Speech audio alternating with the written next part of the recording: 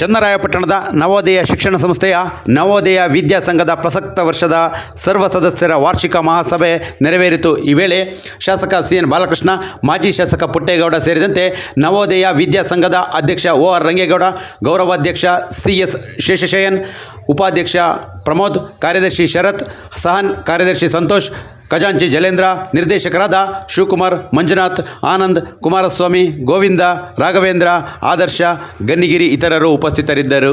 ಪಾರದರ್ಶಕವಾದಂಥ intro ಆಗಿ ಒಳ್ಳೆ lecturers teachers ಆಯ್ಕೆ ಬಂದಿದ್ದಾರೆ.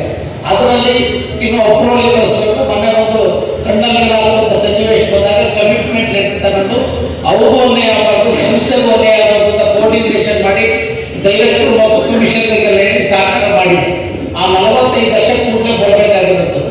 ಇಲ್ಲದೆ ಬಂದಿರ್ತಕ್ಕಂಥದ್ದು ನಿರ್ದೇಶಕರ ವಯಸ್ಸು ಎಷ್ಟೆಷ್ಟು ಬಂದಿದೆ ಅನ್ನೋದು ಮಾಹಿತಿನ ಆಯಾ ತಿಂಗಳು ಎಷ್ಟು ಫ್ಯಾಕಲ್ಟಿಗೆ ಸ್ಯಾಲರಿಗಳನ್ನ ಕೊಟ್ಟಿದೆ. ಸ್ಯಾಲರಿ ಕೊಡೋ ಸ್ಟೇಜಲ್ಲಿ ಇರಲಿಲ್ಲ ಸಂಸ್ಥೆ. ಹೋಗಿ ಇಲ್ಲಿಗೆ ಅಧ್ಯಕ್ಷರೆಲ್ಲ ಮಾಜಿ ಶಾಸಕರಿದ್ದಾರೆ, ಪುಟ್ಟೇಗೌಡರಿದ್ದಾರೆ, ಶ್ರೀಕಂಠಪ್ಪರಿದ್ದಾರೆ,